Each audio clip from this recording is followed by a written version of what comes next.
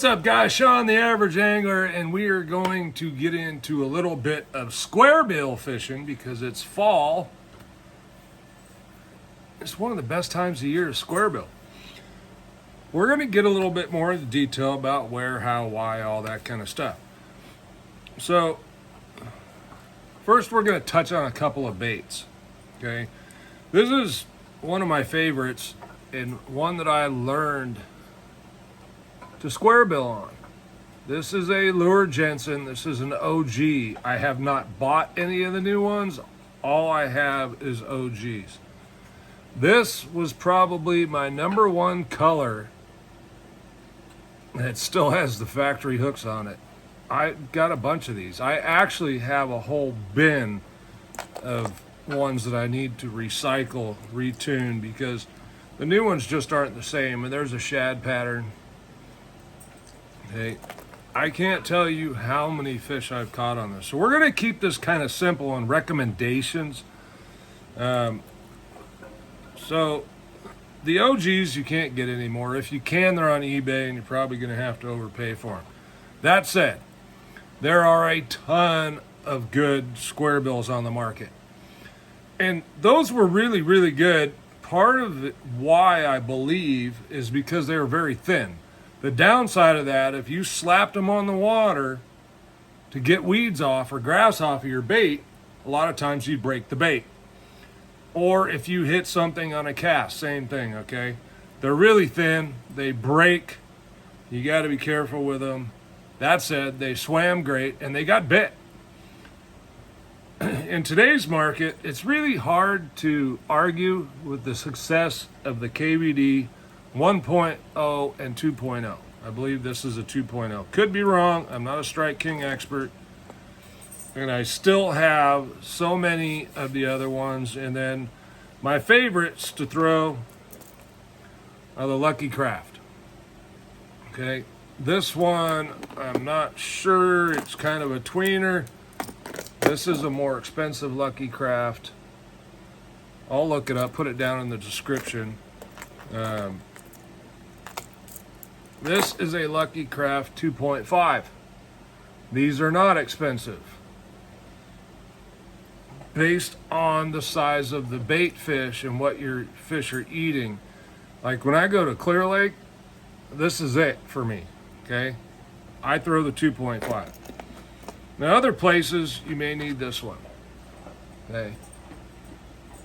Now, I'll tell you, I walked into Bass Pro Shops one time and saw these, and these were new on the market at the time, and I thought that price tag, $6.99, was a misprint, so I bought every one of them.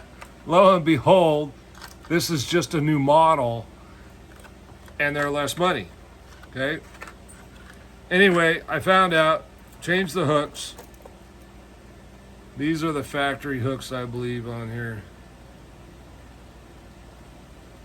I think I have a box that has all the ones changed. Anyway, I really like the Lucky Craft, and those are not very expensive. I think even now they might be like $8.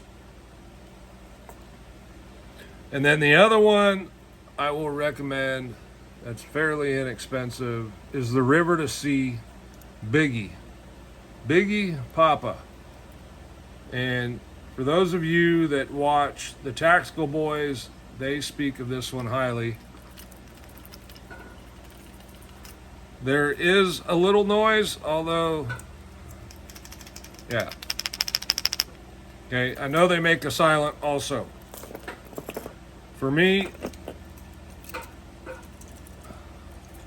I like throwing, I was going to say rattling baits, and now this one. That has a rattle in it. It's sticking or something. All right, so what do you need for a rod? Let's cover this real quick. I'm going to tell you what I throw it on is going to be, and you'll see a chatterbait on here right now, IRG 723, which is 7'2", medium heavy. Okay, I do not throw Squarebills and finesse. Okay, I am power fishing with Squarebills. And the other rod, I would say something like a 7-foot, medium heavy, medium, somewhere around there. And here's why. Most of the time when I'm squarebill fishing, and I'll tell you when the one exception is, I'm target fishing, okay? Whether it be dock pilings, weed edges, lanes in the weeds, I'm target fishing wood. So I'm not really making real long casts. If you've watched Rick Clunn fish a spinnerbait, think Rick Clunn. Same type of thing. I'm no Rick Clunn. That's not what I'm saying. But short cast, precise cast, so that I can get it right by that dock piling, preferably maybe hit a piece of wood so that it hits and darts off to the side.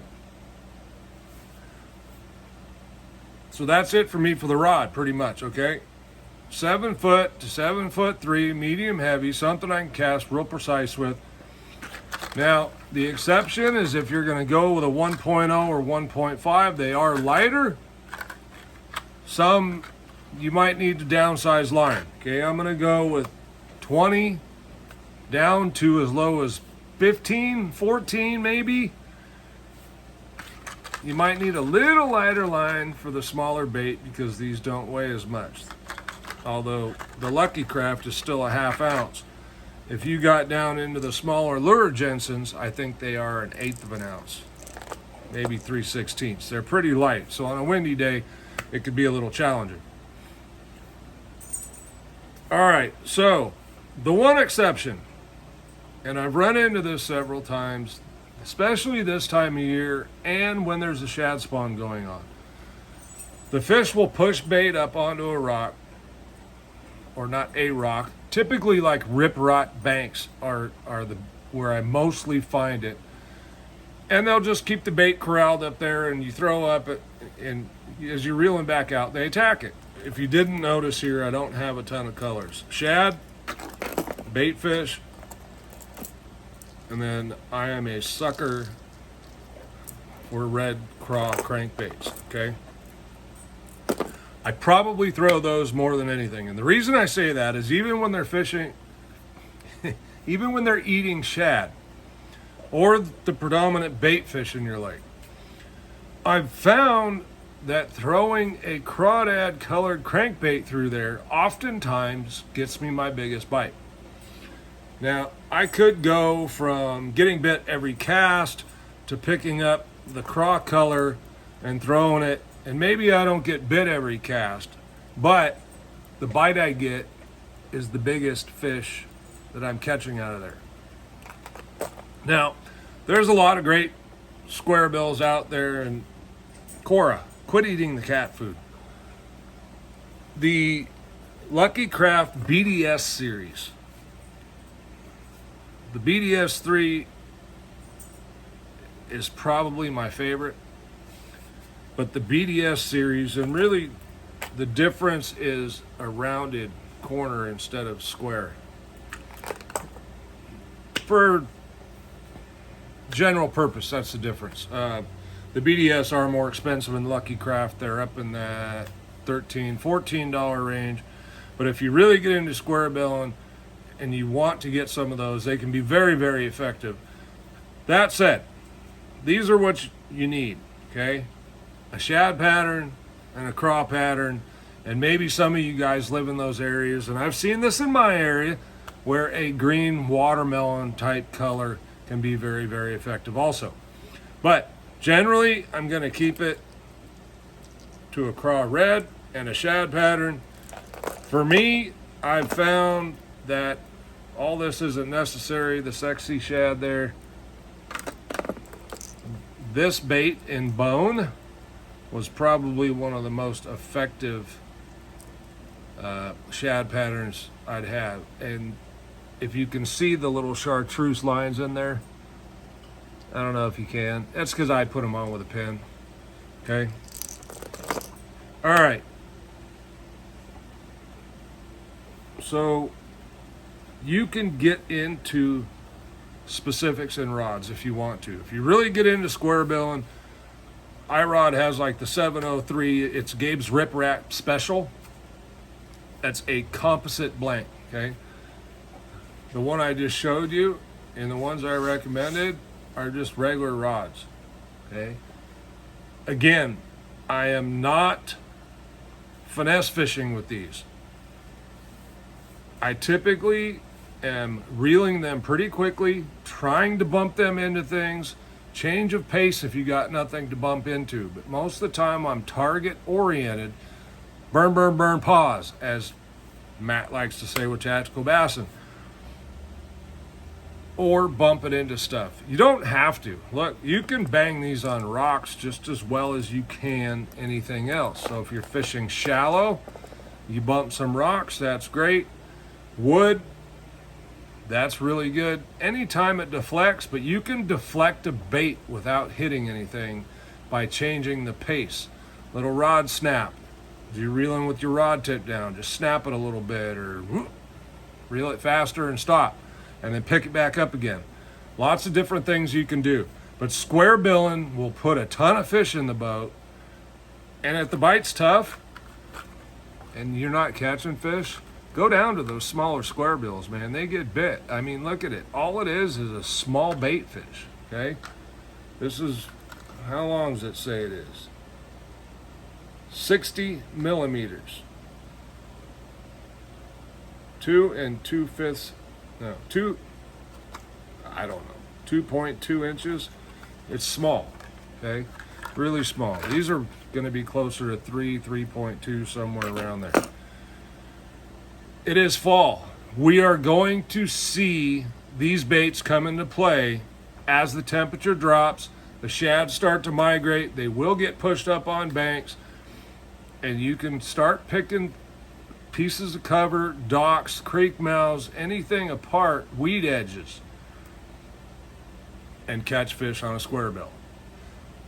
Get some confidence in square bill fishing, folks, because it can be really, really good a lot of times of the year. The spring is the other time where it can be really good. This red craw crankbait has caught me some giants, okay? My two biggest fish are 12.8, two of them 12.8. Neither was on a crankbait, but I have caught a ton of fish over 7 pounds on a square bill, okay? Fun fish to catch. If you're in a tournament, they're great tournament fish. It's just another way to catch them, and not as popular. Not as many people do it. They're a ton of fun, not overly expensive, don't need special gear. If you really get into it, I do recommend composite rods. I really like them. Sometimes it can help the bait swim a little bit different, okay, and allow them to eat it for the same reasons as a chatterbait rod. You want a little tip so that fish, as he sucks it in, can get the whole bait. Sean the Average Angler, thanks for watching. If you enjoy the content, like, subscribe, and we will see you on the next one.